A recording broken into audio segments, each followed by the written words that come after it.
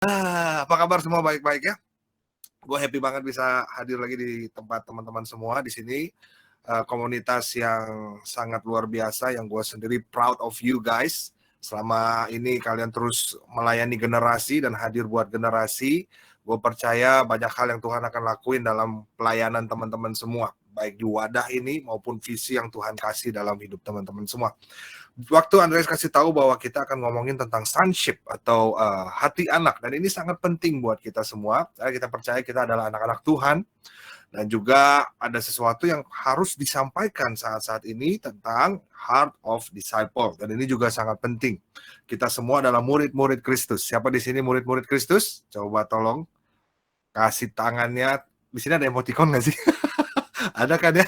Oh ya, nggak ada ya? Oh, nggak ada. Ya, kasih tangan. Gue agak norak nih soalnya kalau di Google Meet nih. Ya, gue percaya semua adalah murid-murid Tuhan. Oke, sebelum gue jauh lebih dalam, gue rasa gue harus berdoa karena gue butuh tuntunan dari Tuhan. Yuk, let's pray lagi. Meskipun tadi Francisca udah doain dengan luar biasa ya, ada pengurapan tercurah, tapi ini buat gue doang ini. Gue butuh tuntunan dari Tuhan. Yuk, let's pray. Tuhan, terima kasih. Aku percaya nggak ada yang kebetulan di dalam Tuhan. Hari ini Marsha kembali di komunitas sahabat Yesus. Tuhan, aku berdoa apapun yang ingin Engkau sampaikan buat para pemimpinmu, para muridmu di tempat ini, sampaikan saat ini buat setiap mereka, Tuhan. Pakai hambamu sebagai alatmu, pakai Marsha, sehingga aku menyampaikan kerinduan hatimu yang dari lubuk hati yang paling dalam, Tuhan Yesus, semua sesuai dengan tuntunan Roh Kudus, apa yang kamu bicarakan kepada setiap anak-anakmu. Biar selama beberapa menit ini kami fokus, kami mendengar firman Tuhan, dan ketika kami mendengar firman Tuhan seperti seorang murid, kami lakukan dalam kehidupan kami sehari-hari. Thank you so much, God. Dalam nama Tuhan Yesus kami berdoa dan mengucap syukur. Haleluya. Amin. Alright. Heart of disciple. Disciple ngomong tentang pemuritan, tentang murid. Kita semua adalah murid. Dan setiap leader, setiap pemimpin itu juga adalah murid. Waktu itu gue pernah posting di Instagram gue bahwa kita semua adalah seorang murid, dan kita semua harus memuridkan, dan leader juga adalah seorang murid. Mau dia gembala kah, mau dia kakak yud kah, ketua komunitas kah, kita semua harus jadi murid. Karena kita percaya kita dimuridkan untuk memuridkan. Kita dibina untuk apa? Membina. Tapi terlebih dahulu harus ada kata yang namanya dimuridkan, dibina. Nah, itu adalah sesuatu yang harus kita terus jalanin. Kita semua ada di sini, gue percaya itu semua juga karena pelayanan-pelayanan kakak-kakak rohani, ayah-ayah rohani, bapak-bapak rohani semua. Dan gue percaya juga disitulah kita juga tahu bahwa kita ini seorang murid, dan itu jangan sampai stop di kita. Yang mau katakan amin. Itu harus terus kita jalanin ke bawah. Tapi sebagai murid pun kita harus tetap belajar. Bukan berarti ketika kita sudah jadi seorang leader, udah menjadi seorang pemimpin, wah kita berhenti belajar. Karena dalam kehidupan kerohanian kita selalu akan terus belajar. Kenapa? Karena kita perlu selalu bertumbuh. Dan buat Tuhan sangat penting waktu dia melihat proses pertumbuhan kita. Sekali lagi ya, buat Tuhan sangat penting untuk dia melihat proses pertumbuhan kita. Gua percaya Tuhan sudah menaruh akhir, final, garis finish buat hidup teman-teman semua. Sehingga buat dia sangat excited untuk mendampingi, dia sangat excited untuk menuntun, dia sangat excited untuk menyertai teman-teman semua di dalam proses pertumbuhan kita menjalani hari-hari kita sampai ke garis akhir, sampai ke garis finish. Haleluya. Dan ini sangat penting teman-teman semua. Nah, di dalam perjalanan itu nggak selalu mulus. Dalam perjalanan itu mungkin ada tanjakan, mungkin ada turunan, ada lika-liku, ada bolongan jalanan, ada polisi tidur dan lain sebagainya. Dan ada banyak arah ya, kiri, kanan, depan, belakang, sehingga kita bingung yang mana yang Tuhan mau dalam hidupku nih. Mana yang berkenan nih di dalam hidupku nih buat Tuhan nih. Dan kita sampai bingung sendiri. Tapi hari ini kita mau belajar bagaimana sebagai murid, sebagai anak rohani, kita juga perlu tuntunan yang pertama, tuntunan dari Roh Kudus, tuntunan Tuhan, dan juga kita perlu juga mendengar orang-orang yang Tuhan kirimkan untuk mengajar setiap kita. Yang mau katakan amin. Dan waktu dalam menjalankan pemuritan, teman-teman harus tahu namanya juga pemuritan. Pemuritan adalah sesuatu yang dilakukan dua arah. Ini 4 ya? 2. Tadi kok gini, jadi 4 deh. 2. Pemuritan dilakukan 2 arah. Dari mentor ke menti, dari menti ke mentor. Itu harus ada 2 arah. Makanya kalau teman-teman lihat di Alkitab, semua ngomong pemuritan itu selalu terjadi karena adanya kesepakatan. Sama-sama bilang kesepakatan. Ya, ada ini dia. Aku udah siapin buat teman-teman sih sebetulnya sih. Bentar ya.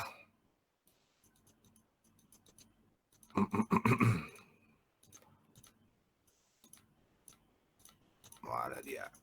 Nah, ini dia. Ini berarti a window, ya bener ya, a window ya. Share. Ini dia.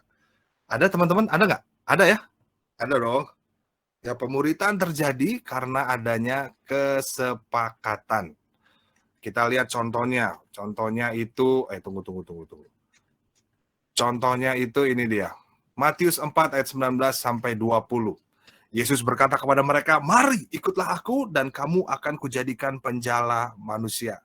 Lalu mereka pun segera meninggalkan jalannya dan mengikuti dia. Ada sebuah keputusan yang diambil sama Petrus pada waktu itu. Sama murid-murid yang pertama. Ketika, yuk kamu akan kujadikan penjala manusia. Let's go. Wah, dia langsung lempar jalannya, meninggalkan jalannya, dan mengikuti dia. Ada sebuah keputusan, kesepakatan. Yes, aku mau ikut dia. Yang kedua ini Paulus kepada muridnya Titus. Dia bilang gini, kepada Titus anakku yang sah menurut iman kita bersama. Menurut apa? Iman kita bersama. Oke? Kasih karunia dan damai sejahtera dari Allah Bapa dan Kristus Yesus Juru Selamat kita menyertai engkau. Tapi ada juga yang nggak sepakat nih teman-teman nih. Matius 19 ayat 22. Kalau teman-teman tahu cerita ini ya, tahu pasti guru yang baik. Yang dia bilang, apakah yang aku harus lakukan untuk mengikuti engkau? Katanya, ya kamu harus A, B, C, D, E, F, G. Semuanya itu sudah kulakukan. Apalagi, jual hartamu, ikut aku. Nah, itu panggilan seorang murid itu teman-teman. Tapi ayat 22 bilang, ketika orang muda itu mendengar perkataan itu, pergilah ia dengan sedih, sebab banyak hartanya. Jadi nggak terjadi kesepakatan di sini teman-teman. Tidak terjadi kesepakatan. Sehingga kita melihat bahwa pemuritan itu harus ada kesepakatan. 2 arah. Mentor, menti, menti, mentor. Nah, kebanyakan yang terjadi saat-saat ini adalah banyak orang yang dimuridkan merasa kurang diperhatikan. Pertama, gue nggak tahu dia merasa kurang diperhatikan, apa emang nggak diperhatikan padahal sudah diperhatikan, atau pura-pura tidak diperhatikan. I don't know. Tapi yang namanya kesepakatan itu harus 2, oke? Dan banyak banget anak-anak kalau as a leader, sebagai orang yang membina anak-anak murid-murid ya, murid-muridnya Kristus yang pasti ya, banyak sekali juga yang merasa kakak nggak ada buat aku. Wah, nggak ada pemuritan, kakak nggak pernah nelfonin aku. Dalam hati, ya Allah, masa harus ditelepon terus? Hai, lagi apa? Udah sarapan belum? Makan pakai apa? Pakai tempe ya? Tempenya pedes atau enggak? Ya ampun, nasinya pakai bawang goreng nggak? Toko harus gitu ya, teman-teman ya. Gue kayak, ini kita pemuritan loh, bukan pacaran. Ini pemuritan yang dimana ya kadang ada juga yang kita harus saling mengerti. Dan juga kalau misalnya mentornya nggak telepon, ya udah nggak apa-apa, kamu yang mulai telepon duluan, kamu yang mulai mencari. Dan biasanya ini terjadi 2 arah. Banyak yang terjadi ketika udah kak, oke kita mau sepakat, kita pemuritan. Yang satu datengin terus mentornya, bro apa kabar? Bro lagi sakit ya, doain. Bro apa? Selalu aja terus mentornya. Tapi anaknya kayaknya pasif gitu. Sehingga dia nggak ngabar-ngabarin sama gurunya, mentornya ibaratnya gitu. Mentinya diem aja, kalau nggak ditelepon nggak nelfon, kalau nggak di WhatsApp nggak WhatsApp. Terus tiba-tiba lagi sakit, mentornya nggak tahu, ngomong, mentor gue nggak peduli sama gue. Dia nggak tahu kalau gue sakit. Halo, apakah kita dukun? Ngomong dong, ngobrol. Kak, gue sakit atau apa gitu. Sehingga kita juga as a mentor, kita juga tahu. Nah, belum lagi hal-hal banyak hal yang lainnya. Gua pribadi, gua walaupun sudah memimpin sebuah organisasi, sebuah komunitas, gua pun masih dimentorin. Masih cari Kasemi Mandik namanya. Kasem di rumah nggak? Aku ke rumah dong. Kasem ada di mana? Ikut dong. Kasem kemana? Karena sekali lagi kita sebagai murid jangan pernah berhenti belajar. Haleluya. Sekali lagi, as a disciple of God, jangan pernah kita berhenti belajar. Kita harus terus belajar dan terus bertumbuh untuk sampai ke garis akhir, ke garis finish yang Tuhan sudah tetapkan, Tuhan sudah siapkan dalam hidup kita. Haleluya. Karena dalam menjadi murid Kristus itu sesuatu, teman-teman. Untuk jadi murid Kristus, waktu gua cek dalam firman Tuhan, ada beberapa hal yang Tuhan Yesus sendiri ngomong. Yang pertama, ngomongnya agak keras nih. Wah, sadis ngomongnya. Dia bilang begini, barang siapa gitu yang tidak membenci ayahnya, ibunya, anaknya laki-laki, anaknya perempuan, dia tidak bisa disebut muridku. Wah, apakah Tuhan Yesus sesadis itu? Tentu tidak. Dia cuma mau bilang bahwa Tuhan, kita harus mengasihi Tuhan lebih dari apapun juga. Orang tua kita juga harus mengasihi Tuhan lebih dari apapun juga. Kita semua ini keluarga itu dititipkan. So, apalagi sama Tuhan tuh harus dialah yang paling utama di dalam hidup kita. Jangan cowok yang sedang mendekati kamu atau perempuan yang sedang mendekati kamu yang cuman sekedar suka-sukaan ya sampai meninggalkan Kristus. Ya Tuhan Yesus, ampuni dia sebab dia tahu apa yang dia perbuat. Tapi aku frekuensinya dapet banget, Kak. Dia baik banget, Kak. Oh my God. Iya sih baik, tapi dia belum tentu mau mati buat kamu kayak Tuhan Yesus yang mau mati buat kita semua. Jadi jangan tukar itu dengan karya Tuhan di kayu salib. Kalau sekedar suka-sukaan, ya masih kalah jauh lah, masih kalah jauh sama firman Tuhan, sama Tuhan, sama kasih Tuhan.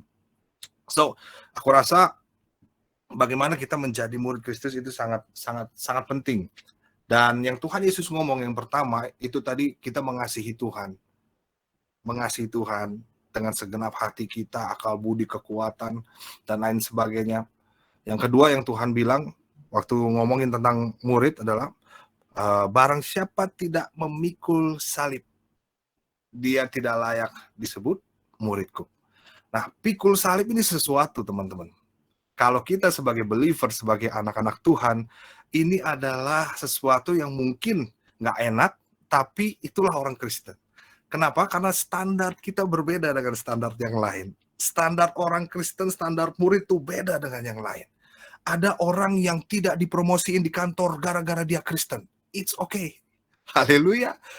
Itu standar yang sesuatu. Di kantor semuanya, misalnya di kantor semuanya korupsi, dia diajakin tapi dia nggak mau, akhirnya dipecat. It's okay. Udah biasa itu. Karena standar orang Kristen itu di atas rata-rata. Oh, haleluya.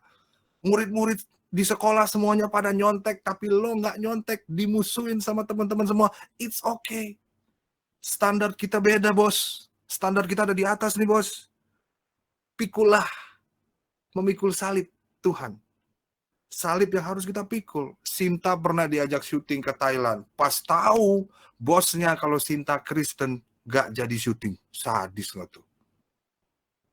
Tapi it's okay. Karena standar orang Kristen di atas. Oh, haleluya. Standar kita beda, teman-teman semua. Pikulah salib. Barang siapa tidak mau memikul salib, dia tidak layak menjadi muridku. Yang ketiga, Tuhan bilang, barang siapa yang tidak menyerahkan seluruh haknya, dia tidak layak disebut muridku. Menyerahkan keberadaan kita, hak kita kepada Tuhan untuk dituntun oleh Roh Kudus itu penting sebagai murid Tuhan. memiliki hati yang terus mau dituntun sama Roh Kudus. Itu sangat penting, teman-teman. Nah, kalau kita nggak mau dituntun, nah ini yang bahaya, teman-teman. Kalau kita nggak mau diajar, namanya juga murid. Murid ya belajar tugasnya. Dan kalau kita nggak mau diajar, ini bahaya. Yohanes 6, ayat 66. Sadis. 666 nih. Coba teman-teman salah satu bacain yuk. Yohanes 6, ayat 66. Silakan, siapa aja. Yohanes 6, ayat 66. Ada?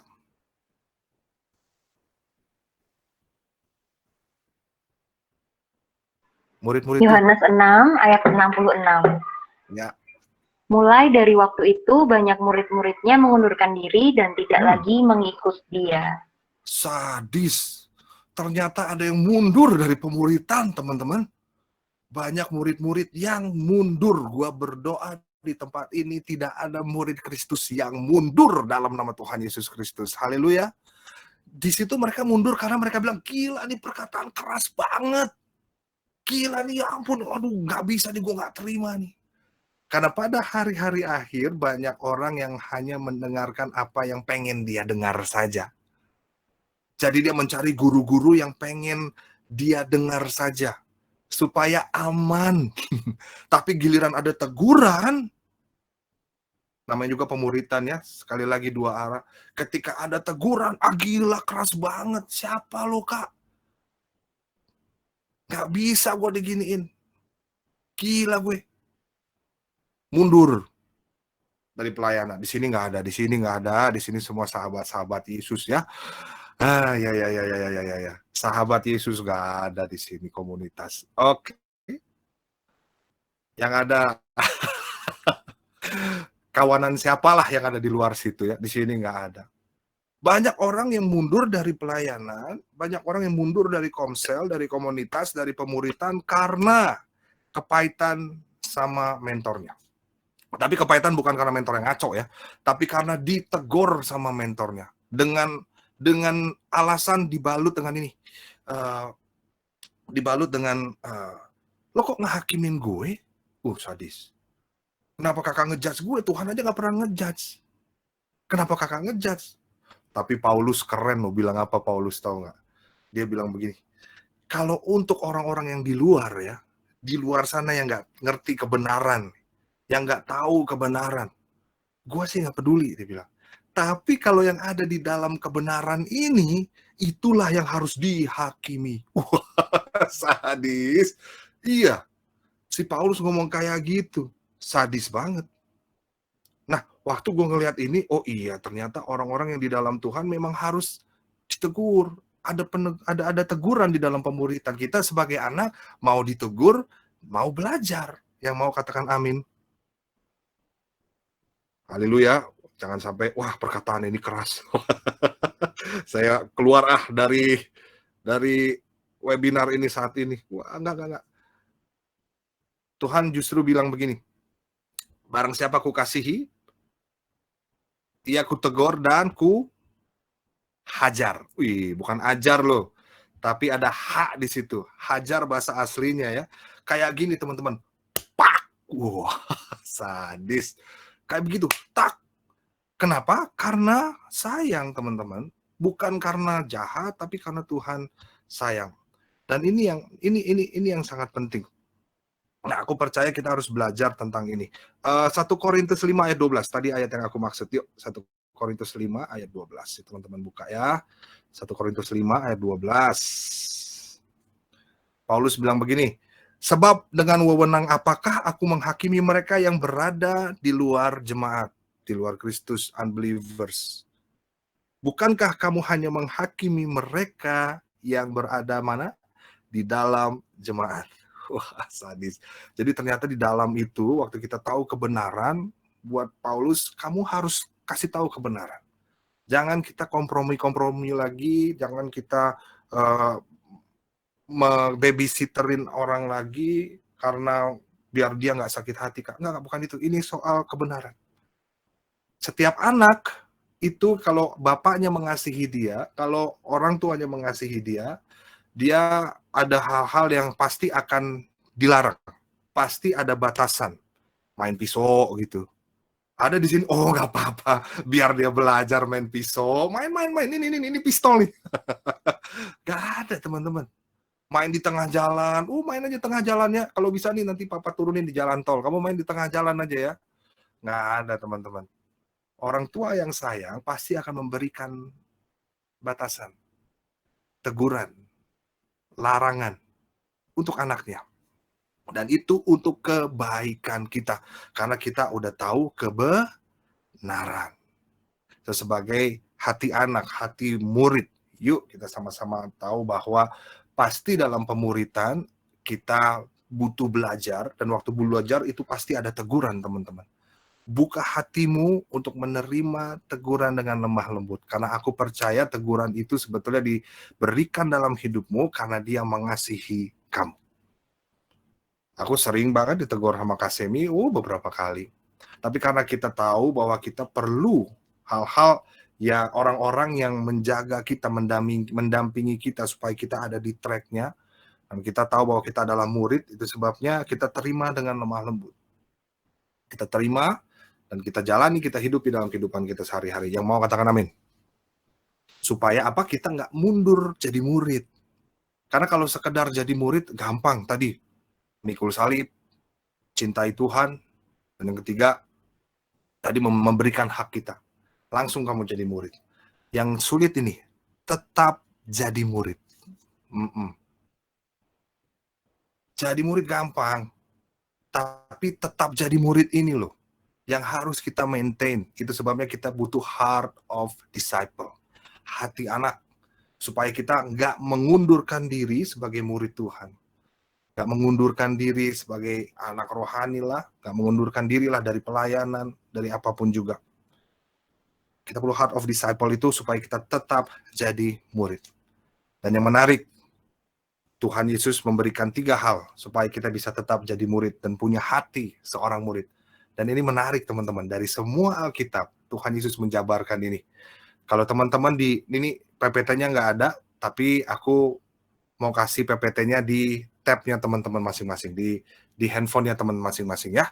Sekarang teman-teman buka aplikasi Alkitab, kalau yang punya aplikasi Alkitab di handphone-nya, karena poinnya aku akan bagiin di situ. Aplikasi Alkitab, nah setelah buka aplikasi Alkitab, teman-teman pergi ke search. Pergi ke search ya, itu kan pasti ada perjanjian baru, perjanjian lama, centangin aja semuanya. Centangin semua di aplikasi Alkitab itu, oke? Nah, setelah kamu search, kamu tulis. Tulisannya adalah, kamu adalah murid. Lalu kamu search tuh.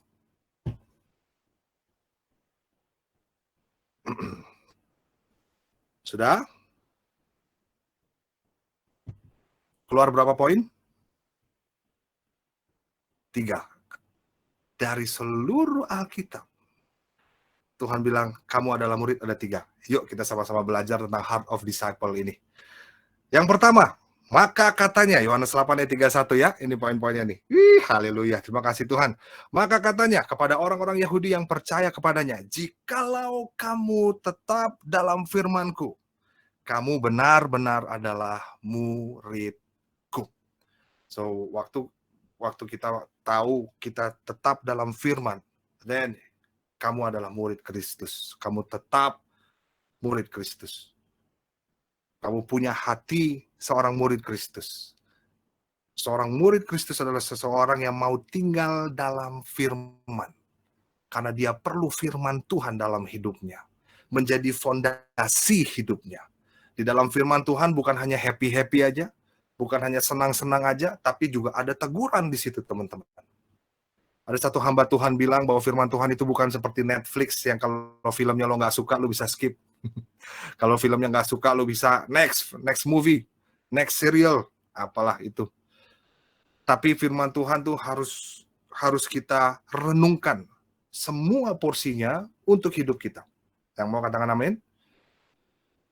Sebagai murid Kristus yang punya hati seorang murid, kita tetap dalam firman Tuhan, karena ini yang penting. Dunia sekarang banyak manipulasi. Sehingga terkadang kita kesannya rohani, padahal enggak. Dan ini yang bahaya, kita harus tahu tentang fondasi yang benar, fondasi yang kuat, yaitu cuman firman Tuhan.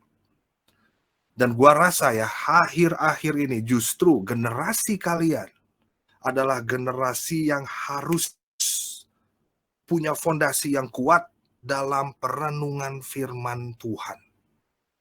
Karena itu jadi kekuatan kalian. Tahu nggak kenapa? Karena waktu sekarang kalian punya akses yang sangat mudah untuk kompromi dengan dosa.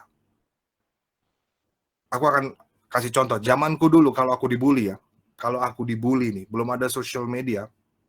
Ya paling internetnya juga dipencet enter, lu bisa minum teh dulu baru kebuka website. Saking lamanya. Haleluya. Iya. Nah, zaman gue dulu kalau misalnya gue dibully, gue tuh cuman dibully di sekolah tiap jam 7 pagi sampai jam 1 siang. Pulang ke rumah, nggak ada bulian. Bebas. Kalau gue dibully di lingkungan, di komplek gue tinggal pulang ke rumah. Abis itu nggak ada bulian. Tapi generasi teman-teman adalah generasi di mana waktu lo pulang sekolah, lo bisa terima bulian. Dari mana? Dari social media. 24 hours a day. Dulu gue kalau misalnya lagi main drum gini ya di stasiun TV gitu, terus salah, nyangkut, malunya cuma saat itu doang teman-teman. Tapi sekarang kalau misalnya suara lagi nyanyi tiba-tiba kesel, jadi viral, itu jadi bulian netizen 24 hours a day. Ditunjukin apalah dan lain sebagainya, banyak bulian, disanjung-sanjung, dibully-bully. Setiap hari dia buka sosial media mungkin ada notifikasi, di-mention lagi kita. Parah banget lo, culun banget lo, cemen lo, Dan itu dia terima tiap buka notifikasi, ada berapa kalau misalnya viral ya, ya ampun Tuhan. Bahkan dari komen-komen yang bagus-bagus ada 10, ada satu aja yang jelek. Langsung, wah, apakah ada yang salah dengan diriku? Apalagi ini 24 jam. Beda banget. Dulu kalau misalnya dulu mau aneh-aneh nonton porno gitu ya, nonton porn. Itu kita dapetinnya susah banget. Susah banget. Cuman kartu itu juga jarang didapat. Laserdisc, lu tau laserdisc? Itu segede-gede gaban, bos. Gimana ngumpetinnya? Pulang sekolah bawa-bawa laserdisc, apaan tuh? Apa ya? Kayak piringan hitam gitu, susah. Tapi kalau kalian gampang banget, cuman klik nyampe di sini. That's why gua dorong teman-teman, waktu lo tahu lo punya hati seorang murid, please renungkan firman Tuhan siang dan malam, karena itu yang akan menjadi kekuatan teman-teman semua. Karena hari-hari semakin jahat. Makanya gue salut sama teman-teman semua yang sampai detik ini tetap hidup di dalam firman Tuhan. Tepuk tangan buat komunitas sahabat Yesus. Haleluya. Gue berdoa teman-teman semua tetap hidup dalam firman Tuhan. Amin. Yes. Tetap dalam firman. Hati yang terus pengen belajar firman Tuhan. Kalau salah ditegur, ada firman-firman Tuhan yang menegur, Alkitab katakan terimalah dengan lemah lembut. Disuruh ampuni orang tua, ampuni aja. Disuruh minta maaf sama teman pelayanan sama kakak rohani, minta maaf aja. Haleluya. Iya. Dan ini sangat berkaitan dengan yang kedua yang kita akan baca. Yohanes 13 ayat 35. Masih 3 poin yang tadi yang kita search ya, kamu adalah murid. Ini yang Tuhan Yesus katakan. Dengan demikian, semua orang akan tahu bahwa kamu adalah murid-muridku, yaitu jikalau apa? Kamu saling, sama-sama bilang saling. Saling mengasihi. Bukan hanya tugas mentor saja yang mengasihi anak-anaknya, anak-anaknya juga harus mengasihi mentornya. Saling. Pernah nggak kamu nanya, Kak, apa kabar? Kak sakit ya? Kak perlu apa? Kak, ada yang aku bisa doain nggak? Kita tanya kabar mentor kita, pernah nggak kita tanya mereka? Karena mentor juga manusia, punya rasa, punya hati. Iya, kita juga manusia yang terkadang capek, ada masalah, ada struggles. Kalau ngomong tentang saling, pernah nggak kita perhatiin juga mentor kita? Haleluya. Pernah nggak kita tanya, Kak, kakak baik-baik aja? Kak, gimana pandemi? Kak, ini. Jangan hanya kita, mana mentor gue kan nelfon gue nih, mana nggak perhatian sama gue nih, mana gue nggak dikasih martabak nih, ih dikasih martabak nggak tuh? Sekali-sekali kasihlah mentormu martabak. Ya mentor katakan amin. Minta pakai mentega Wisman, haleluya. Suatu saat anak-anak gue ke rumah bawa duren 1 dus, dia tahu gue suka duren, langsung oh ya ampun guys, itu membuat mentormu juga happy loh. Karena suatu saat teman-teman juga pasti akan jadi mentor. Karena kan bukan kamu jadi murid aja terus, kamu nanti akan jadi mentor. Dimuridkan untuk memuridkan, gak habis di kamu. Jadi saling mengasihi itu harus kita praktekkan sejak dini, sejak sekarang. Saling ya teman-teman, mentor mengasihi mentinya mengasihi mentor. Dan ini juga sangat penting. Dengan demikian orang tahu bahwa kamu adalah murid-muridku jikalau kamu saling mengasihi. Punya hati yang terus mengasihi. Haleluya. Di sini aku lihat mukanya sih muka-muka penuh dengan kasih nih kayaknya nih. Bukan kayaknya ada yang pastinya tuh. Wah, senyumnya dapet. Meskipun banyak yang tidak nyalain kamera, kan kita juga penuh dengan kasih ya. Haleluya, yang tidak nyalain kamera, Tuhan tetap mengasihimu, saya juga tetap mengasihimu, kita semua tetap mengasihimu. Coba kita matiin kamera semua yuk. Tuh. Nah, Brother Stephen masih bertahan. Lah, seru kan begini kan? Nggak seru. Tapi nggak apa-apa juga. Mungkin teman-teman lagi di jalan atau apa. Makanya kalau yang bisa nyalain kamera, yuk nyalain kamera. Ya, tanda kayak kita saling mengasihi. Haleluya. Haleluya. Karena aku pengen lihat orang-orang yang saling mengasihi di tempat ini. Puji Tuhan, puji Tuhan. Terima kasih Tuhan. Yang nggak nyalain tidak apa-apa, kita tetap mengasihi. Gue suka nih kayak gini-gini nih. Aduh, iya, saling mengasihi. Bahkan Tuhan bilang apa? Kasihilah musuhmu dan berdoalah buat mereka yang menganiaya kamu. Jangankan untuk mentor teman-teman, untuk menti, sama musuh pun kita harus mengasihi. Terkadang kan ada banyak sahabat-sahabat atau teman-teman yang nyakitin hati teman-teman gak sih? Di depan teman-teman baik, tapi di belakang ngomongin lo, ngegosipin lo, ngomong yang jelek-jelek, ngefitnah dan lain sebagainya. Dan di situ kita diminta untuk mengasihi mereka. Waduh, susah-susah gampang nih Kak, tapi harus.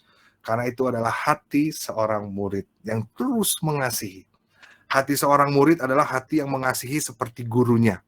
Tahu nggak gurunya mengasihi? Tuhan Yesus mengasihi orang.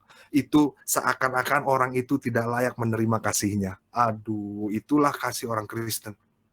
Seakan-akan orang itu tidak layak menerima kasih Tuhan. Kadang kita, nggak adil Kak. Dia yang salah, kenapa gue yang harus ampuni dia? Tapi adil buat Tuhan adalah ketika kita yang bersalah, dia turun meninggalkan surga, mati buat kita di kayu salib untuk menanggung dosa-dosa kita semua. Itu adil menurut Tuhan. Dan itu di 1 Yohanes jelas dibilang, inilah kasih itu. Bukan kamu yang mengasihi aku, tapi akulah yang mengasihi kamu terlebih dahulu. Aduh. Sehingga dia turun ke dunia untuk kita semua. Dan terkadang kasih yang kita berikan, kalau kita rasa dia tuh nggak pantes, gedek gue sama orang itu, ngapain gue mengasihi dia? Tapi untuk orang-orang yang seperti inilah kasih itu harus kita beri. Haleluya. kadang kita mengasihi orang yang sepertinya tidak pantas. Toh kita pun nggak pantas dikasihi pada waktu itu. Tapi Tuhan terlebih dahulu mengasihi kita. Itulah kasihnya orang Kristen. Itulah kasih guru kita tuh, Tuhan Yesus Kristus. Keren ya? Keren. Ada satu anak rohani, Kak, gue benci sama orang tua gue. Dari kecil gue ditinggal.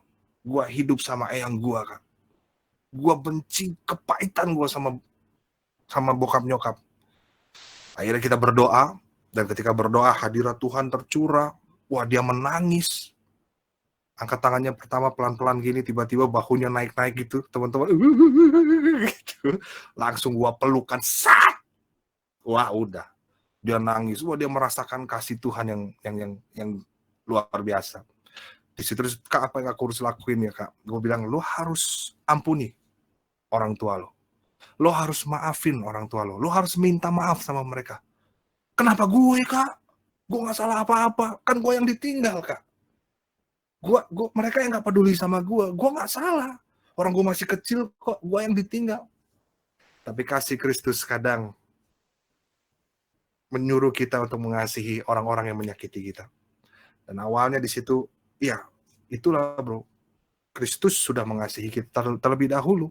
Itu sebabnya kita harus mengasihi orang lain.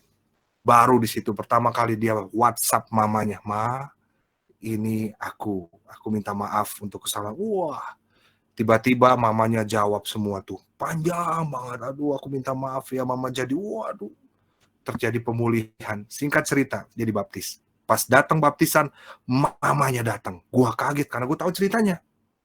Mamanya datang, terus gue tanya, bro, nyokap lu datang? Iya kak, puji Tuhan. Itu pertama kali dia ketemu mamanya lagi. Dan bukan hanya itu aja, papanya datang juga guys. Tambah kaget lagi gue. Wih, bokap datang juga bro. Iya kak, aku juga heran. Dia memulai terlebih dahulu. Kenapa dia mau memulai terlebih dahulu? Karena ada satu pribadi yang sudah memulainya terlebih dahulu, yaitu Yesus. Aduh, haleluya, Tuhan kita baik banget ya. Kita mengasihi karena kita sudah dikasihi. Dan waktu dia dibaptis, hal pertama yang dia lakukan adalah peluk mamanya. Ma, I'm sorry. Pa, I'm sorry. Terjadi pemulihan. Gua juga nangis tuh di situ tuh. Karena gue tahu ceritanya, gue pura-pura nyelam aja biar nggak ketawa nangis. Karena banyak air kan. Masih di kolam, jadi nyelam aja daripada ketawa, berewokan nangis. Tapi nggak apa-apa teman-teman.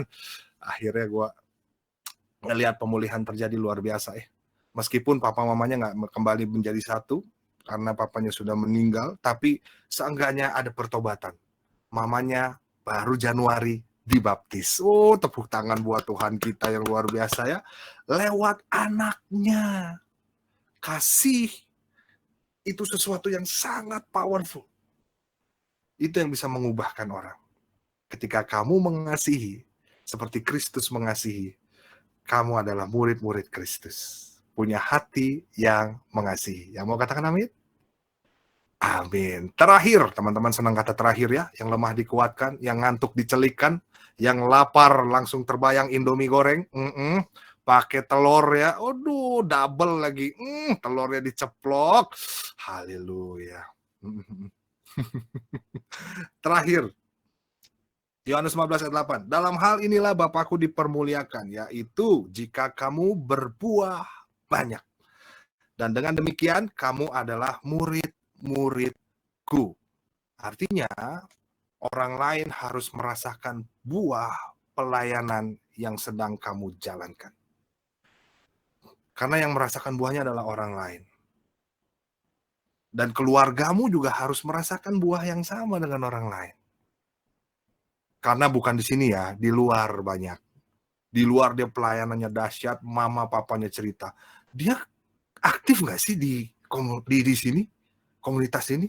Oh aktif tante, aktif kok. Kok di rumah kayak nggak ada firman-firmannya? Di rumah kok ngelawan ya? Di rumah kok kayak gitu teman-teman. Pastikan waktu kita bilang berbuah, keluarga kita juga merasakan buahnya lewat pemuritan ini. Dan yang namanya berbuah, teman-teman, itu ada PROSES, proses. Biji harus ditanam, harus di dalam ditumpuk, harus disiram, harus dipupuk. Siapa bilang ditanam itu nyaman? Enggak. Gelap. Wah.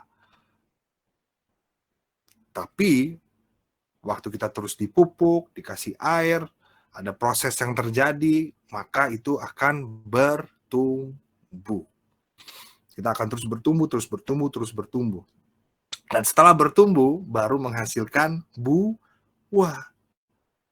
Buahnya itu yang dilihat dan dinikmati banyak orang. Kalau buahnya bagus, dari jauh kelihatan, orang mah nyamperin, teman-teman. Jangan kaget kalau buahmu terasa dan buahmu terlihat baik dan buahnya manis. Jangan kaget kalau orang banyak datang kepada kamu dan bilang, Kak, please muridin aku, Kak. Kak, please gue butuh dibina. Kak, please gue butuh dibimbing. Karena orang itu yang akan melihat. Sehingga kita serius fokus sama proses itu. Bagaimana kita diairi, dikasih pupuk sama mentor kita, diajarin, dibina, dibimbing, dikasihi, diperhatiin, bagi hidup. Tapi kadang ketika bagi hidup bukan hanya nonton bareng, makan bareng, nongkrong bareng, tapi ketika kita melakukan kesalahan, kita ditegur, dan kita punya hati yang ingin ditegur, itu pertumbuhan terus terjadi. Dan harus dua arah, sekali lagi. Punya hati yang mau diajar. Karena itu sangat penting, teman-teman. Itu sangat penting. Sehingga buah kita banyak dan dinikmati oleh banyak orang. Pemuritan yang berhasil adalah ketika muridmu memuridkan kembali. Haleluya. Ketika kamu punya murid nih, terus kamu ngelihat murid kamu berbuah lagi. Dia muridin lagi. Dia muridin lagi, muridin lagi. Karena pemuritan, amanat agung itu adalah tugas utama dari setiap kita. Dan yang namanya pemuritan harus ada mentornya, kita juga harus dimuridkan. Dan gak berhenti di kita. Terus berbuah banyak, berlipat kali ganda, berbuah. Sampai kita semua melihat bahwa, oh Tuhan baik, Tuhan luar biasa, Tuhan bisa pakai hidup kita untuk memberkati banyak orang lain. Dan 3 hal ini yang Tuhan Yesus ajarkan buat kita ketika kita memiliki hati seorang murid, hati seorang anak, yaitu anak yang mau hidup dalam firman Tuhan, tetap dalam firman Tuhan, punya hati merenungkan firman Tuhan. Dan juga yang kedua, kita saling mengasihi, mentor mengasihi anak-anaknya, mentor juga harus memperhatikan anak-anaknya. Jangan hanya datang ya hari Jumat ya. Setelah datang Sabtu, Minggu, Senin, Selasa, Rabu, Kamis, nggak tahu kemana. Jumat lagi, datang ya hari Jumat ya. Nggak tahu lagi Jumat ya, datang ya. Jadi cuma sekedar suruh datang. Tapi nggak ada hubungan di balik itu. Mentor juga harus mengasihi anak-anaknya. Dan yang terakhir, berbuah banyak. Kita tahu bahwa kita dimuridkan untuk memuridkan. Dan aku percaya kalau ini kita jalankan, aku percaya Tuhan akan bawa pelayanan teman-teman luar biasa, dahsyat, dan berbuah banyak. Dan pokoknya akhir-akhir ini punya hati seorang murid, supaya kita terus bertumbuh kepada panggilan Tuhan, pengenalan akan Tuhan. Bahkan kita sampai ke garis akhir, garis finish yang Tuhan mau siapkan, yang Tuhan sudah siapkan, sediakan untuk teman-teman semua dan untuk gue. Jangan pernah berhenti belajar, bilang kiri kanan, jangan pernah berhenti belajar, jangan pernah berhenti belajar, jangan pernah berhenti belajar. Di atasku ada Veliro, jangan pernah berhenti belajar. Ya, kita semua harus sama-sama belajar terus. Meskipun sudah memimpin, terus belajar. Punya sonship itu. Dan terus mau diajar sama Tuhan, terutama diajar sama Roh Kudus. Yang mau katakan, amin. Yuk kita berdoa. Bapa dalam surga, kami mengucap syukur buat hari ini. Hari ini kami belajar. Kami tahu kami harus memiliki hati seorang murid, sehingga kami nggak mundur menjadi murid Kristus. Kami mau terus tetap menjadi murid Kristus. Bapak, kami mau tetap tinggal dalam firman Tuhan, hidup dalam firman Tuhan. Hati yang terus merenungkan firman Tuhan siang dan malam. Ikut tuntunan akan Roh Kudus. Pimpin setiap kami, Tuhan Yesus. Dan kami juga mau untuk kami saling mengasihi. Terima kasih untuk mentor yang Tuhan berikan dalam hidup kami. Aku berdoa buat mentor-mentor kami, Tuhan berikan kekuatan kepada setiap mereka, apapun yang sedang mereka alami, aku percaya Tuhan Engkau campur tangan di dalam nama Tuhan Yesus Kristus. Juga untuk murid-murid yang Tuhan percayakan, aku berdoa, mari Tuhan yang juga memberikan pengenalan lebih lagi akan Engkau Tuhan Yesus, dan pengalaman lebih lagi bersama dengan Engkau. Thank you so much God. Dan juga kami mau terus menghasilkan buah Tuhan. Itu sebabnya kami mau terus berakar di dalam Engkau Tuhan Yesus, bersandar di dalam Engkau. Terima kasih buat hari ini. Aku berdoa di dalam nama Tuhan Yesus, dari wadah ini Tuhan Yesus, komunitas sahabat Yesus, aku berdoa Engkau munculkan, Engkau yang akan melahirkan, bahkan sudah Engkau lahirkan pemimpin-pemimpin yang luar biasa Tuhan Yesus, yang menjadi contoh teladan buat generasi berikutnya Tuhan Yesus, kakak-kakak yang mendampingi generasi berikutnya, dan aku berdoa Engkau yang memakai mereka lebih dari setiap kami kakak-kakaknya Tuhan, di dalam nama Tuhan Yesus. Pengurapan-Mu ganda buat mereka Tuhan Yesus, pakai mereka jauh lebih heran, jauh lebih tajam, bahkan berlari lebih cepat untuk panggilan Tuhan. Thank you so much God. Dalam nama Tuhan Yesus kami berdoa. Haleluya. Amin. God bless you guys. Tuhan Yesus memberkati.